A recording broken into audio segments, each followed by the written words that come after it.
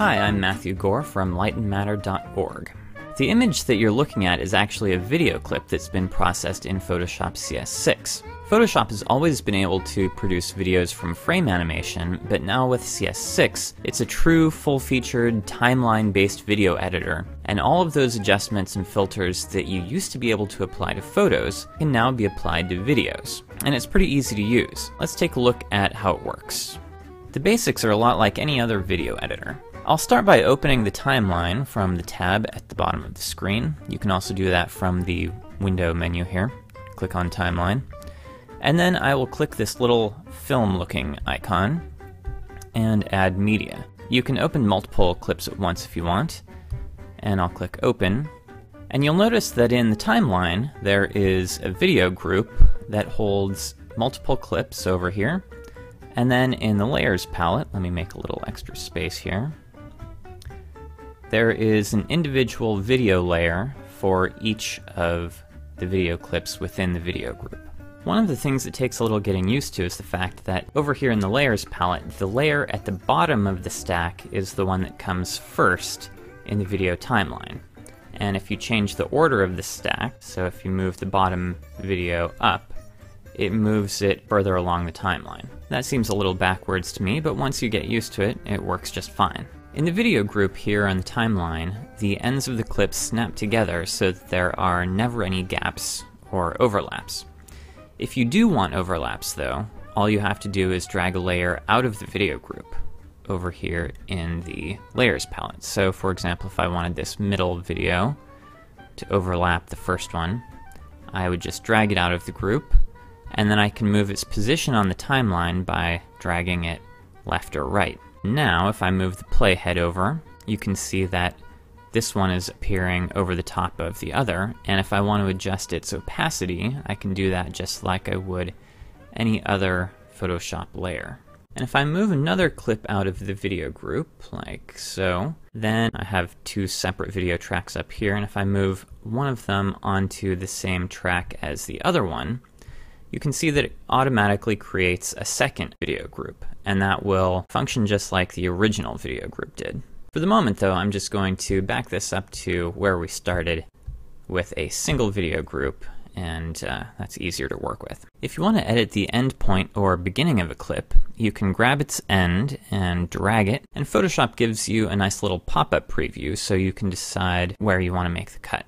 Makes it very handy. And if you don't want all of your transitions between clips to be hard cuts like this, Photoshop also gives you a nice little collection of fades and crossfades that you can simply select and then drag and drop onto the timeline like so. And now, as you can see, there is a nice smooth transition between the two clips.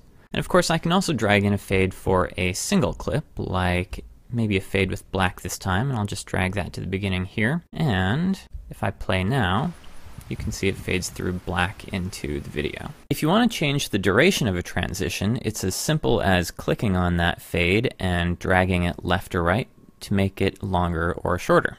And finally, if you want to adjust the audio on a clip, all you have to do is select it, right-click on it, and that brings up a context menu where you can adjust the audio properties, and here you can adjust the volume, the fade in and out, and you can also mute the audio completely. So those are the basics, but let's move on to the good stuff.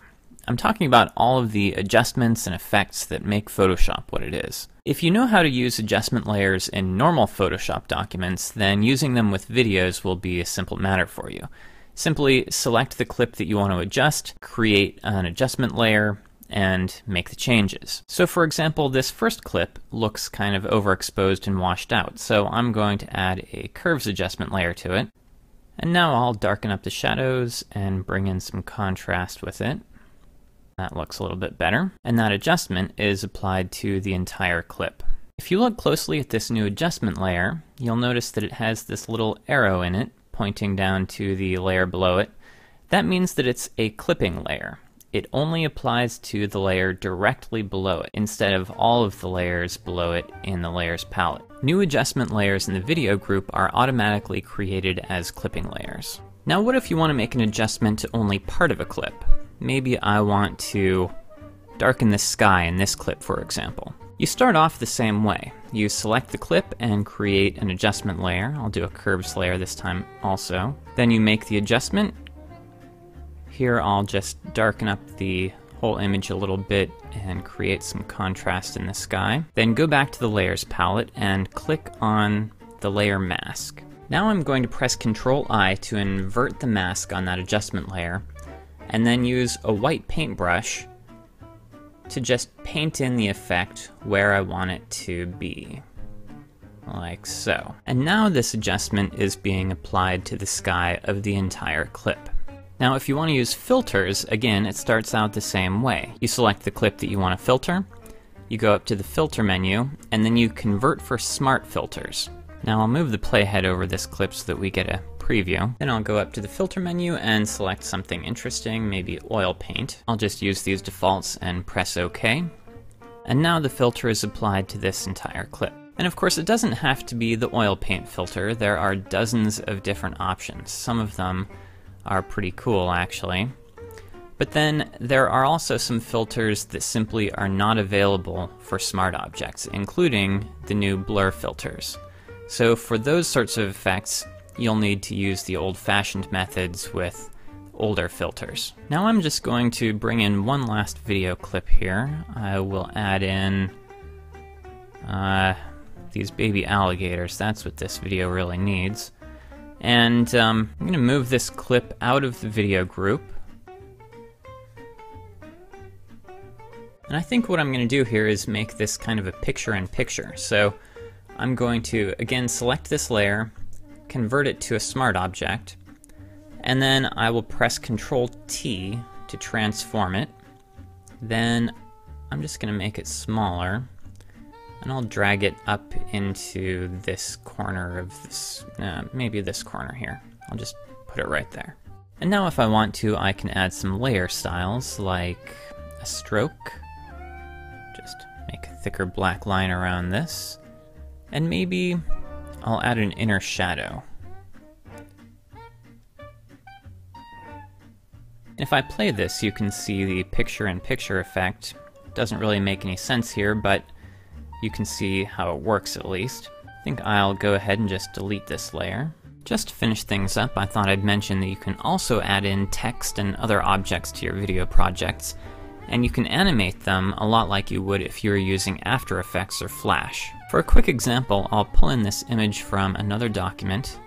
Just going to drag this right in. Since my video group was selected, it ended up at the end of my clips here, but I'm just going to move this out of the video group, and I'm going to pull it up here to the front of the document. A still image is just like a short video clip in the timeline. You can drag its ends to make it longer or shorter, and you can add transitions to it from this little transitions menu if you want. But if you want to animate the whole thing, that's a little bit more tricky. To begin with, you need to expand the options here in the layer. I'm going to expand the whole timeline a little bit, and then I'm going to move the playhead to the beginning of the clip. I want the animation to start with this title clip off the screen to the left, so I'm going to begin by dragging it there, and then I'm going to press the stopwatch for the position track. Now I'll move the playhead forward about a second, and then drag that title clip back into the center of the screen again. On the position track, a new diamond-shaped keyframe has been created, which essentially says that this is where I want the object to be at this point on the timeline. Now I'm going to move the playhead forward a few more seconds and create another keyframe by pressing right here, because I want to make sure that the image is still in the same position before it starts moving again. Now finally, I'm going to move the playhead forward another second or so, and then I will grab this image and drag it off the side of the screen. And again, that has automatically created another keyframe here. And now we're finished with the animation. If we back up, we can watch the entire thing. Comes onto the screen, pauses, and then goes off the other side. And that's about it. I think we've covered the major features of Photoshop CS6 as a video editor. Individually, the features may not be all that remarkable, but when combined, the possibilities are really pretty amazing. Good luck with it. Oh, and if you'd like to hear more of the specifics about anything that I covered here, like animation techniques, let me know in the comments section below. And don't forget to subscribe to my channel here on YouTube. You can find more videos and information about photography in general at lightandmatter.org.